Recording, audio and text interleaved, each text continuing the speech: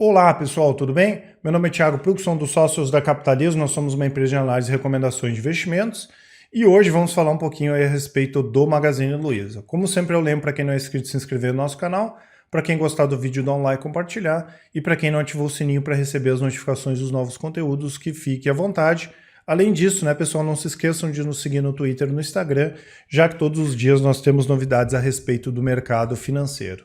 Hoje o nosso setor de análise separou algumas informações aqui a respeito do Magazine Luiza, para a gente entender, né, como a empresa chegou até aqui e se a empresa tem, né, como o pessoal acredita que tem, perspectivas aí de continuar crescendo e como consequência disso, né, claro, caso a empresa cresça de forma saudável, as ações continuarem valorizando aí nos próximos anos. O Magazine Luiza foi criado na década de 50 em Franca, no interior de São Paulo, abriu capital em 2011, né, uma empresa relativamente nova na Bolsa.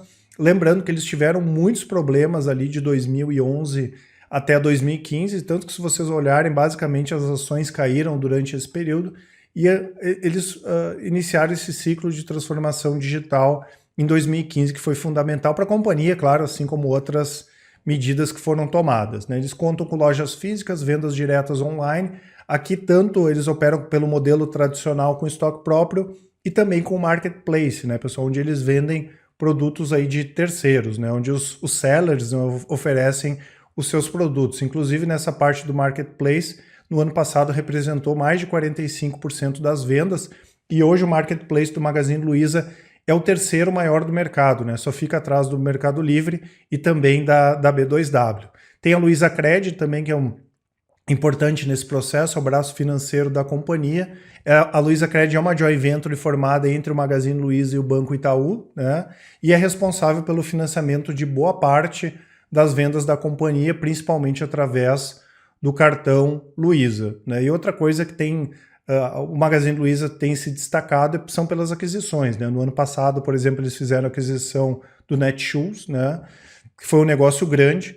Lembrando que quando a gente fala de aquisições, é importante que a gente veja como é feita a integração da empresa que foi adquirida e até agora a Magazine Luiza tem ido bem nesse processo, tá? E só esse ano, né, pessoal, eles fizeram várias aquisições, compraram estante virtual, portal Canaltech, plataforma em Local Media, startups como Stock, Hub Sales e o Ikefome. E, inclusive, né, ontem o ministro Fábio Faria comentou que a Magalu teria interesse na compra dos Correios caso os Correios fossem privatizados.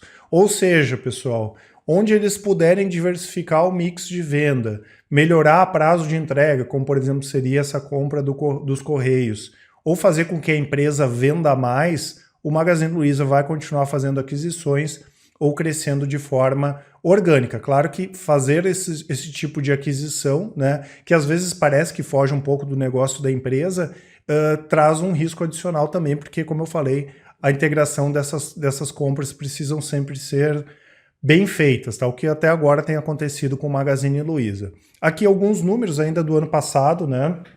Mas pegando números fechados, são mais de 1.111 lojas, 25 milhões de clientes ativos, 34 mil colaboradores, 17 centros de distribuição, inclusive eles anunciaram ontem que vão inaugurar o primeiro centro de distribuição em Duque de Caxias, na região metropolitana do Rio de Janeiro.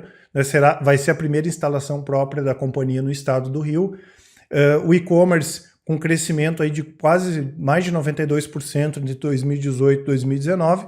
E claro, né, pessoal, sempre o que acaba assustando todo mundo, né? Hoje um PL aí em quase 400 vezes e um PVP na casa de 20 vezes, um valor de mercado aí bem grande, também vale mais de 150 bilhões de reais em bolsa. Alguns pontos positivos, né, pessoal? O crescimento do e-commerce, logística e eficiência da empresa, né, diversificação regional, abertura de novos mercados e alguns pontos negativos como concorrência. O setor que ela atua é um setor que tem bastante concorrência, né, e normalmente um segmento de margens mais baixas. Tem essa questão dos indicadores de mercado mais elevados, né, e a questão do dividendo mínimo, né, pessoal? Então, para quem gosta de pagamento de dividendos, aí com certeza não vai olhar para o Magazine Luiza, tá? Lembrando que a participação do e-commerce chegou a 78% das vendas totais no segundo trimestre desse ano, né, e cresceu 2,6 vezes acima do mercado online. Então o Magazine Luiza tem crescido acima do mercado. A questão da logística mais eficiente que a concorrência também, né, devido à maior capilaridade. As lojas físicas acabam atuando aí como mini centros de distribuição e a plataforma de logística conta com mais de 2.000 microtransportadoras, tá? No caso, as localidades onde tem a operação física, elas abrangem mais de 77% da população brasileira e 80% em termos econômicos, tá? Então é uma empresa que tem crescido bastante, tá, pessoal? E ela tem atuado de maneira bem assertiva aí nas regiões, por exemplo, onde tem lojas físicas, né? Já aqui, pessoal, em relação ao crescimento do e-commerce, né, nós tivemos um crescimento de 2,6 vezes em relação ao mercado online, então o Magazine Luiza cresce mais do que o mercado. Aqui no Marketplace crescendo 214%, participação de 78% do e-commerce nas vendas totais do segundo trimestre desse ano, e o Brasil deve continuar como um player interessante aí na parte do e-commerce, né, já que a gente tem uma população ainda grande e numerosa, né, um dos maiores públicos online do mundo. A penetração de vendas na internet ainda é baixa, né? Não só a penetração de internet e de vendas através da internet ainda é baixa, tem um potencial grande de crescimento. O aumento no acesso a dispositivos móveis também, né, é importante. Quanto mais internet tiver em telefones, melhor, né? E o engajamento da população brasileira na internet e nas mídias sociais é bastante grande, né? Então aqui, só para vocês terem uma ideia, né, pessoal, em relação ao potencial das vendas do e-commerce brasileiro, né? Aqui tem as vendas do e-commerce brasileiro e aqui a representatividade do e-commerce como vendas totais do varejo, né? A projeção é para chegar em 2023, apenas 9% das vendas do varejo total vão ser feitas pelo e-commerce. Então a gente ainda está engatinhando nesse processo, tá? De acordo com os últimos números, o mercado brasileiro do e-commerce cresceu uma taxa de crescimento anual composta em torno de 16% de 2013 a 2019 e encerrou 2019 com apenas 7,2% de penetração. Tá? Então é bem baixa ainda essa penetração. Apenas como comparação, pessoal, em mercados mais maduros, vamos dizer assim, que as pessoas compram mais na internet, a China é 27%, né, das vendas do e-commerce em relação ao varejo total, Reino Unido 18% e nos Estados Unidos 15%. E tem outros dados aqui que são bastante importantes, né? Das 30 maiores empresas de varejo, apenas 54% das companhias ainda vendem online. Por incrível que pareça, tem grandes empresas ainda que não vendem R$1 na internet. As 5 maiores empresas do varejo correspondem por aproximadamente 29% do mercado, ou seja, é um mercado que vai se consolidar ainda. E tem aquela questão, né, pessoal, mesmo que o mercado ele cresça pouco em função de alguma crise, né, a gente pode ver sim uma migração das vendas, tá? E as empresas que já estão posicionadas largam na frente desse processo. Foi basicamente o que a gente viu agora, né? As vendas do varejo caíram, mas quando as pessoas ficaram em casa, elas continuaram comprando, só que foram comprar de outras empresas, tá? Por outro lado, pela primeira vez, a maior parte das 300 maiores varejistas do Brasil estão online, né? Hoje, das 300, 162 vendem online, mas ainda assim é pouca coisa. Se a gente for pensar que das 300 maiores empresas varejistas do Brasil, só 162 vendem online, né? E o comércio eletrônico faturou 3,8 bilhões entre o último dia 13 e o último dia 13 de setembro, período aí que é conhecido como Semana do Brasil, um volume 72% superior ao registrado no mesmo período do ano passado. E quando a gente pega números, por exemplo, da China, né, que liberaram a população um pouco mais de tempo, né, todo aquele incremento de vendas online que nós tivemos quando tiveram os lockdowns por lá, não diminuíram, né? Então é um processo parecido que a gente deve ver aqui no Brasil também. As pessoas que pela primeira vez compraram pela internet devem continuar comprando pela internet. Isso é bastante importante.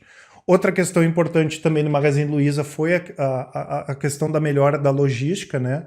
Hoje 90% das vendas são atendidas pela malha Luiza e pelo Logbi e 66% das entregas são feitas em até 2 dias, né? Então a malha Luiza é composta por 2.000 microtransportadoras terceirizadas que distribuem os produtos nas localidades em que a empresa tem lojas físicas, tá? Já o Logbi foi adquirido em 2018 e é uma plataforma que gerencia em tempo real entregas expressas de produtos leves realizadas diariamente por diversos parceiros, tá? Então é importante também, até porque o Magazine Luiza vende bastante pelo marketplace, né? E a pessoa compra um produto de um terceiro no marketplace e demora para entregar, a pessoa não quer saber, né? Ela comprou no site da Magazine Luiza, né? Vai ficar falando mal do Magazine Luiza, né? Então eles evoluíram bastante nesse processo e hoje, com certeza, em termos de logística, qualidade de entrega, o Magazine Luiza é referência no setor. Então aqui, pessoal, um pouquinho dos resultados do Magazine Luiza agora do segundo trimestre. Lembrando que a empresa cresceu receita líquida absurda aí nos últimos anos, né? Se a gente pegar em 2011, a receita líquida da empresa era em torno aí de 6,4 bi, fechou os últimos 12 meses em 22 bilhões, né? Então 2011 foi 6,4 bi, só nesse segundo trimestre foi 5,5 bi. Lembrando que o segundo trimestre foi o mais impactado aí pela questão do coronavírus. Ainda assim, a receita líquida subiu 29,2%. As vendas totais, incluindo lojas físicas, e-commerce tradicional e marketplace, cresceram quase 50%. Só o e-commerce total, a alta foi de quase 182%, enquanto nós tivemos uma queda, claro, de 45% nas lojas físicas. Né? Isso porque só 36% das lojas estavam abertas na média do trimestre. O e-commerce cresceu aproximadamente o triplo do mercado, foi 182%, em função de novos hábitos de consumo durante a pandemia, como eu comentei. Tá? A companhia também tomou algumas atitudes, como reduzir os salários dos diretores e conselheiros, e implementou a medida provisória 936, que permitiu a suspensão de contratos de trabalho e redução da jornada jornada de trabalho e salários, e também renegociou contratos de aluguéis e de prestação de serviços, né? Claro que acabou tendo impacto, né, pessoal?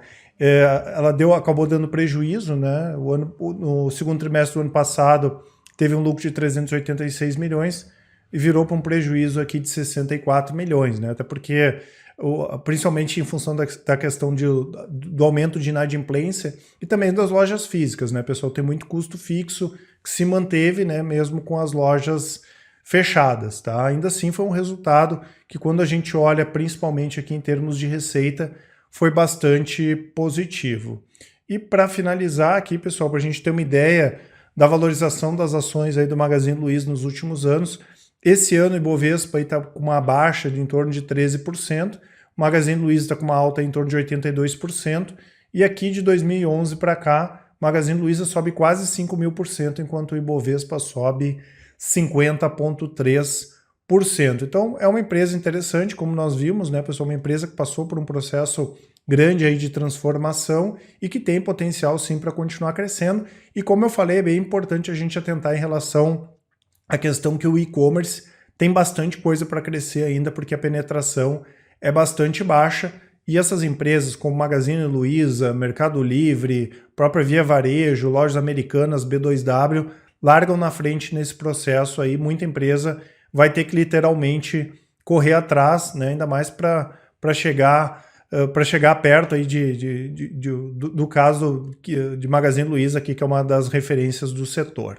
Tá certo? Eu quero só deixar, pessoal, para quem é nosso cliente, um lembrete, tá? Agora no próximo sábado, dia 19/9, nós vamos ter a nossa monitoria, vão ser 2 monitorias no sábado pela manhã, uma falando a respeito da nossa estratégia do rastreador de tendências, que é uma estratégia de operações de médio prazo, e depois como montar uma carteira de ações e o que fazer com os ativos aí que não são recomendados pelos nossos analistas. E lembro também, né, pessoal, para quem quiser conhecer mais a respeito dos nossos produtos, nós estamos com desconto aí em função da semana do cliente, né, um desconto de 20%. Quem quiser comprar, eu vou deixar o cupom aqui na descrição para vocês. Lembrando que nós temos o Top Fundos, que são recomendações de fundos de investimento, incluindo fundos imobiliários, o Invista em Ações, que são recomendações de ações por longo prazo, o Carteiras Capitalismo, que é a parte de renda fixa, fundos e também ações por longo prazo, o Full Trader, que é o nosso produto de recomendações de médio e curto prazo, mas que também tem as recomendações do Invista em Ações, e o Capitalismo Completo, que é a junção de todos os nossos produtos com desconto bem bacana. E como eu sempre lembro, né, pessoal, mandem um e-mail para a gente para tirar as dúvidas de vocês, nos chamem no WhatsApp, e se preferir, dá uma ligada aí para a gente bater um papo e entender como a Capitalizo pode ajudar vocês nos seus investimentos. Nós estaremos sempre à disposição. Um abraço a todos e até mais.